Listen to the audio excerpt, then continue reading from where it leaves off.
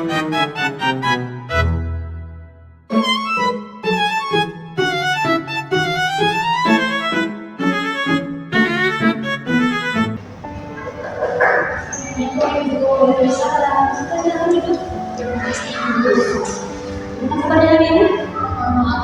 sih. Oke, tapi sebelum di sini ada kelas. Terima kasih ya udah datang hari ini.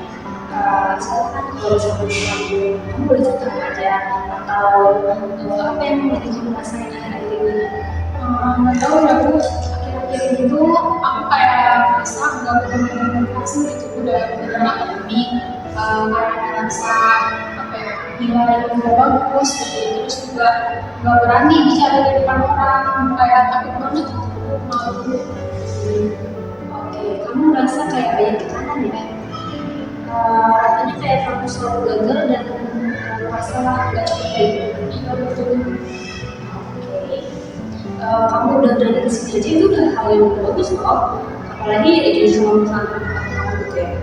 Terus juga kadang buat sebagian orang itu langkah yang sangat sulit gitu. Nah, tapi kamu bisa melakukan ini. Kamu sadar nggak kalau misalkan ini tuh juga bentuk berhasil kecil? Pikiran sih Bu, aku malah ngerasanya itu kayak apa aja. Oke, kadang dari kamu ngelakuin rasa itu justru langkah pertama yang paling kuat gitu. Kamu ini tuh lagi ini untuk nggak nyerah hari ini. Nah, saya ingin bertanya ya, kalau kamu bilang selalu gagal itu, menurut kamu apa benar-benar nggak ada satu hal pun atau dalam kuliah maupun dalam presentasi yang pernah kamu lakukan dengan cukup baik? Kayaknya pernah dulu saya pernah banyak teman buat bikin makalah, tapi kayaknya itu biasa aja. Kalau menurut kamu itu biasa aja, kenapa teman kamu itu minta bantuannya? Apa mereka nggak bisa sendiri? Mungkin karena mereka pikir kalau aku bisa bantu mereka. Jadi bisa dibilang kamu itu punya sesuatu nilai dan percaya ya? Itu kalau dipikir ya juga. Nah, kalau kamu bisa dipercaya dengan suatu hal, bisa nggak kamu percaya bahwa kamu itu punya kapasitas? Ya memang belum terlihat semuanya. Ini ya. Nah, sekarang kita akan mencoba memainkan suatu skenario kecil.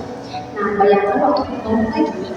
Nah, kamu tuh selalu berkata pada diri kamu sendiri kayak saya memang belum sempurna, tapi saya sedang belajar dan saya punya potensi yang nyata.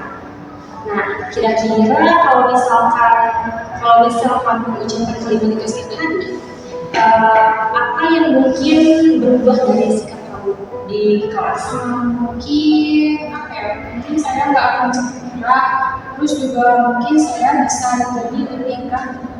Oke.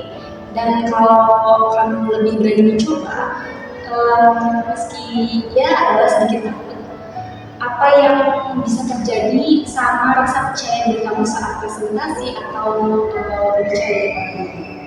Saya bisa jadi lebih percaya diri sendiri. Oke, baik. Berarti kamu punya kemauan untuk berubah ya? Iya Bu, saya pengen banget lepas dari rasa seperti ini.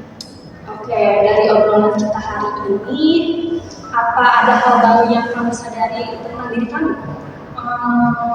Saya menyadari sih kalau saya itu ternyata nggak seburuk itu gitu. Saya juga bisa dipercaya, terus juga saya tuh belum cukup gitu percaya sama diri saya sendiri. Oke, itu kesadaran sangat penting loh. Dan ingat, kamu itu yang menentukan hari ini. Kita bisa melanjutkan proses ini secara perlahan, mulai dari latihan afirmasi sama untuk diri sendiri, atau mungkin tampil pelan-pelan di tempat umum atau di presentasi di kelas gitu. Kamu siap? Iya Bu, saya siap. Oke, mungkin sesi konseling hari ini dicukupkan ya. Nanti kita atur jadwal setelah kamu melakukan apa yang sudah kamu lakukan. Baik Ibu, terima kasih banyak sudah mendengarkan cerita saya. Sama-sama. Ibu, saya pamit dulu. Terima kasih Ibu. Sama-sama. Waalaikumsalam.